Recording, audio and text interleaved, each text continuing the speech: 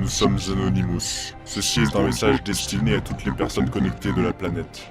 Désormais, c'est à nous qu'appartiennent vos chers réseaux sociaux. L'intégralité de vos données privées sont désormais publiques. Nous vous avions pourtant prévenu. Salut le Poscaï, dites-moi, est-ce que ça vous est déjà arrivé de laisser votre session de Facebook ouverte? Que vous étiez chez un ami et que sur la route vous vous dites « Putain, j'ai oublié d'éteindre ma session », en admettant bien sûr que vous ayez Facebook, pas de jugement. Donc, voilà, si vous aviez des conversations un peu bizarres avec d'autres personnes et que votre ami par mégarde, en se connectant sur son ordi, les retrouvait, peut-être que vous allez avoir quelques sueurs. Mais bon, encore, ça passe. Mais imaginez ce que vous pourriez ressentir si tous vos comptes liés à Internet étaient piratés. Mais que cette fois-ci, ça l'était par des inconnus, pas avec de bonnes intentions qui plus est. Que ce soit votre Snapchat, Twitter, Instagram, vos adresses mail, vos comptes eBay, PayPal, Amazon, voilà, j'en passe et des meilleurs. Bref, imaginez qu'une cyberattaque soit assez puissante et organisée pour hacker l'ensemble des comptes de la population mondiale. Eh bien, figurez-vous que si les conditions étaient réunies pour qu'une telle attaque puisse avoir lieu, cela pourrait entraîner une chaîne de cause à effet assez étonnante qui pourrait même finir par enrayer le fonctionnement de tout un pays. Et pour protéger vos données, il existe plusieurs solutions. Bien sûr, des antivirus très puissants, comme celui par exemple de l'entreprise Kaspersky Lab, avec qui j'ai l'opportunité aujourd'hui de faire cette vidéo en partenariat, mais je reparlerai plus profondément du rôle qu'ils vont jouer dedans à la fin de celle-ci. Et donc, quand vous vous baladez sur Internet, vous pouvez et même vous devez faire preuve de prudence, pas cliquer sur tous les liens qui passent par exemple, surtout si c'est des sites un peu louches ou alors des adresses mail bidons, mais aussi d'utiliser un logiciel d'antivirus. Alors bien sûr, un antivirus n'arrête pas toujours toutes les menaces, quoique il peut en arrêter parfois plus de 99%, et par exemple Kaspersky Lab sont les seuls à avoir stoppé 100% des menaces sans faux positifs lors du dernier test du labo indépendant AV Comparative. Et ne pas en avoir, c'est un petit peu comme si vous disiez inutile d'installer les barrières de sécurité sur les routes de montagne, il suffit de rouler droit. Bon voilà, c'est pas non plus toujours évident, quoi. Bref, l'un n'empêche pas l'autre. Mais si ce débat vous intéresse, j'y reviens à la fin de cette vidéo. Et nous avons échangé avec les experts de Kaspersky Lab pour élaborer le sujet. Et donc, voyons les conséquences plus ou moins épouvantables du hacking de tous nos comptes en 360 secondes.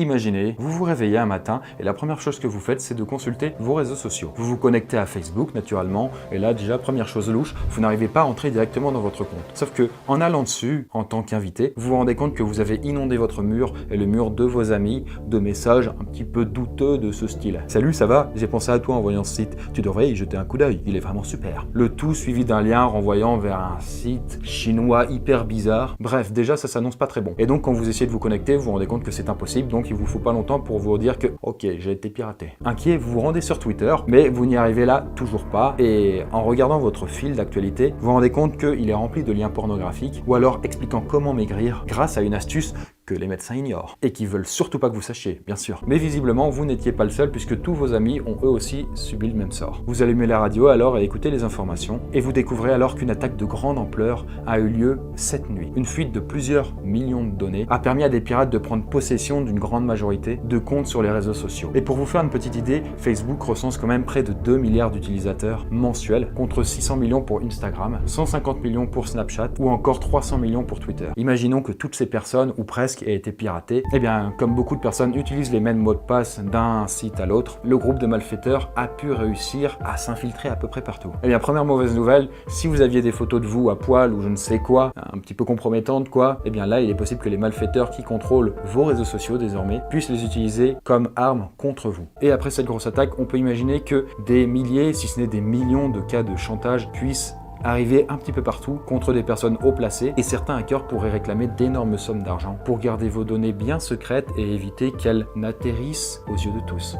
Connaissez-vous le site de rencontre extra-conjugale Ashley Madison? Ne répondez pas, c'est pas la peine. Eh bien, la société derrière le site a dû faire face à une fuite d'énormes quantités de données, puisque un groupe de hackers a réussi à obtenir les adresses mail de millions d'utilisateurs et utilisatrices et a menacé de les divulguer si le site ne fermait pas définitivement. Je vous laisse donc imaginer le vent de panique. Et sur les 37 millions d'utilisateurs inscrits, d'après Kaspersky, eh bien seulement 12 000 comptes actifs appartenaient à de véritables femmes. Le reste était donc soit des hommes, soit des robots. Et bref, parmi donc tous les potins qu'on pourrait voir révélés, certains concerneraient sans doute des gros bonnets, comme dans le monde des médias ou des politiciens. Et quand on voit la puissance virale de certaines informations, eh bien on peut imaginer que certaines personnalités risqueraient de prendre cher sur leur tronche. Mais bon, ce que je vous raconte là, ce serait au final que la partie émergée de l'iceberg. Et si le mot de passe de votre compte Facebook était le même que celui de votre adresse mail, là, des ennuis un peu sérieux pourraient se mettre à commencer. Votre compte mail est lié à beaucoup d'informations sensibles, notamment sur des sites où vous avez déjà enregistré votre carte bancaire et que vous êtes capable de payer avec. Et donc, quelques heures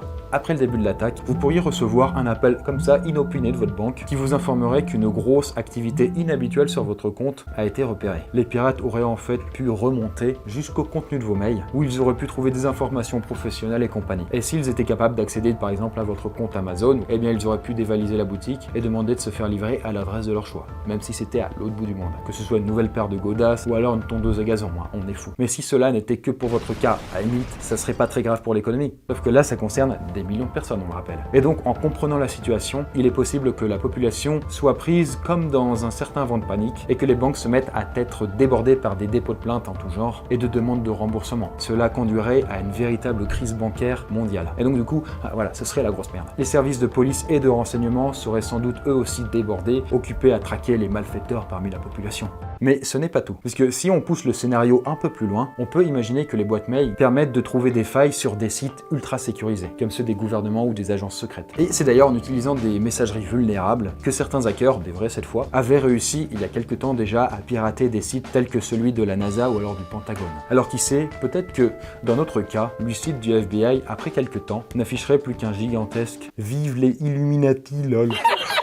Mais alors si on continuait sur cette petite lancée apocalyptique, vers où cela nous conduirait-il? Eh bien on peut se baser déjà sur plusieurs exemples de piratage qui ont déjà eu lieu. Est-ce que vous vous souvenez par exemple de WannaCry ou alors de NotPetya? Le premier avait touché près de 74 pays dans le monde et en 2017, ces deux rançons logiciels, c'est comme ça qu'on appelle un logiciel qui bloque vos fichiers et qui vous demande de l'argent pour le récupérer, sans quoi il les détruit. Et bien donc du coup ces deux rançons logiciels ont réussi à paralyser une partie de l'Ukraine en bloquant ni plus ni moins que le métro de la capitale, grâce au lecteur en fait de carte bancaire qui était au niveau des bornes de passage, mais aussi de l'aéroport en perturbant l'affichage des panneaux, le trafic routier à cause des feux de signalisation piratés et même d'une centrale nucléaire. Ça devient un petit peu flippant là, c'est vrai. Mais ces exemples nous montrent qu'il est possible de geler un pays si les hackers savent où et comment frapper. Et question ressources, là aussi on aurait intérêt à être vigilant. Car si les hackers pénétraient certains sites, ils pourraient par exemple agir à distance sur le traitement de l'eau. Et je sais pas pour vous, mais moi j'ai pas envie forcément de boire de l'eau contaminée qui sort du robinet. Mais ils pourraient aussi agir sur les transports qui fournissent les supermarchés en produits en agissant directement sur la logistique ou alors sur le système informatisé des hôpitaux. Et parfois même, un piratage peut amener à couper toute l'électricité d'une région. Et où carrément on serait plongé dans le noir quoi.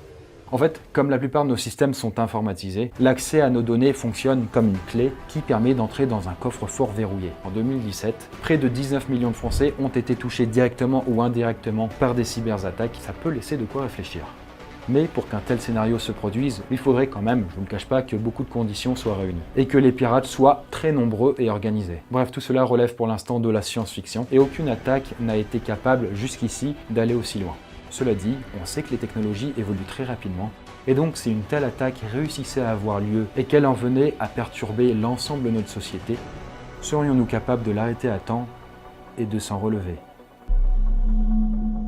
Voilà, j'espère que la vidéo vous a plu et attendez, si vous voulez en savoir plus sur le sujet, je vous invite à vous rendre sur le site de Kaspersky Lab dont je mets le lien en description. Vous pourrez y trouver des chiffres, des articles et des analyses concernant la cybersécurité, en plus d'un antivirus gratuit à télécharger pour votre mobile ou votre PC. Ça peut être un bon moyen de vous informer et de vous protéger. Et pensons aussi que protéger ces données, c'est aussi aider à protéger celles des autres et empêcher qu'on vienne récupérer des informations sur vos contacts ou vos amis. Si on veut, c'est un peu comme les préservatifs quoi. Et quand on sait que les logiciels Kaspersky ont indiqué repousser plus d'1 milliard d'attaques en 2017 et que la France fait partie des 10 pays les plus touchés par les menaces en ligne, eh bien on imagine sans peine que ça peut leur faire pas mal de boulot. Voilà, c'est à vous de voir maintenant. Moi je vous salue de ma nageoire et je vous dis à la prochaine dans une nouvelle vidéo.